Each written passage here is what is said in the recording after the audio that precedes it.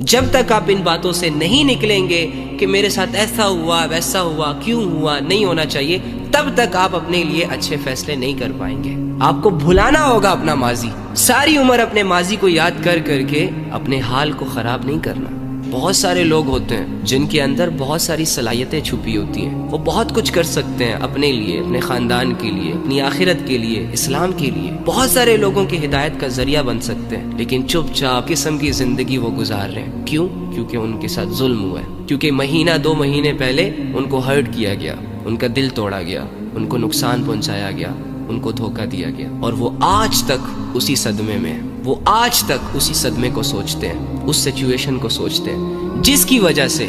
2 مہینے پہلے تو چلو کسی انسیڈنٹس کی وجہ سے اس کی زندگی برباد تھی، لیکن آج یہ اپنی سوچوں سے، اپنی اوور تھنکنگ سے اپنے آپ کو برباد کر کے رکھ رہا ہے۔ اور بہت سارے لوگ تو اللہ کے تعلق کی وجہ سے بھی پریشان ہیں، اس وجہ سے بھی اللہ کے پاس نہیں آ رہے کیونکہ مہینہ 2 مہینے پہلے یا سال 2 سال پہلے وہ خوب اللہ کی عبادتیں کرتے تھے، بیچ میں کسی وجہ سے ان کا اور اللہ کا تعلق ڈسٹرب ہو گیا، ان سے گناہ ہو گئے، خطائیں ہو گئیں، غفلتیں ہو گئیں۔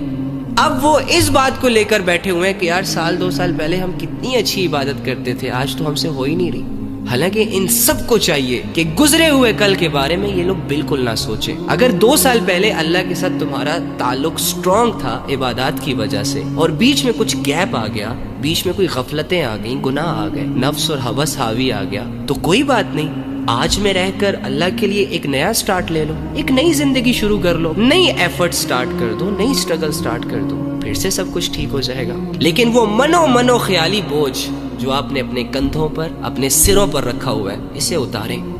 ریلیکس ہو جائیں، اپنے آپ کو مظلوم سمجھنا چھوڑیں،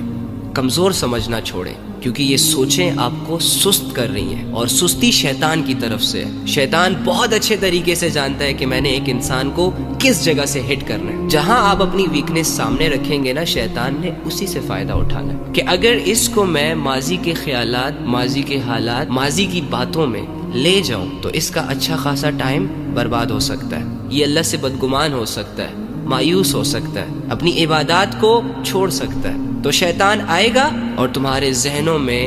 گزرے ہوئے کل کے وسوسے، خیالات، حالات، واقعات ڈال کر تمہیں یہ ریئلائز کروانے کی کوشش کرے گا کہ تم کچھ نہیں کر سکتے، تم اس قدر ٹوٹ چکے ہو، تمہارے ساتھ اتنے بڑے ظلم ہوئے کہ اب آگے کی زندگی میں تم سروائیو نہیں کر سکو گے،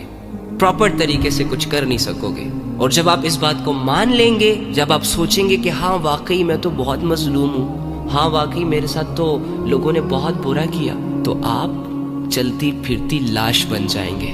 آپ کا اچھا خاصا ٹائم برباد ہو جائے گا اور شیطان اپنے مشن میں کامیاب ہو جائے گا۔ یعنی آپ کو پریشان رکھ کر یا پھر آپ کو مایوس کر کے اس اللہ سے دور کر دے گا جو اللہ ہمارا رہبر ہے، جو ہمارے حالات بدل سکتا ہے، جو ہماری اسٹرینتھ ہے، جو ہماری پاور ہے، جس پر توکل کر کے میں دنیا کے بڑے میدان فتح کر سکتا ہوں، جس کا بھروسہ کر کے میں ہر آزمائش سے لڑ سکتا ہوں۔ جب شیطان انسان کو اس رب سے بدگمان کر دیتا ہے نا، مایوس کر دیتا ہے، پھر انسان کے لیے اللہ کو پکارنا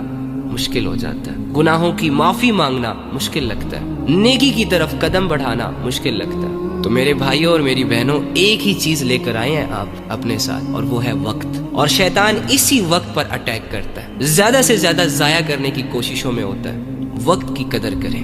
جو ہوا سو ہوا، جو درد آپ کو 2-4 مہینے پہلے ملے تھے نا، جو زخم آپ کو لگے تھے وہ بھر چکے ہیں، اب ان کے بارے میں سوچ کر انہیں تازہ مت کیا کریں، نئی زندگی کی طرف قدم بڑھائیں، اپنے آپ کو کمزور اور مظلوم سمجھنا بند کریں۔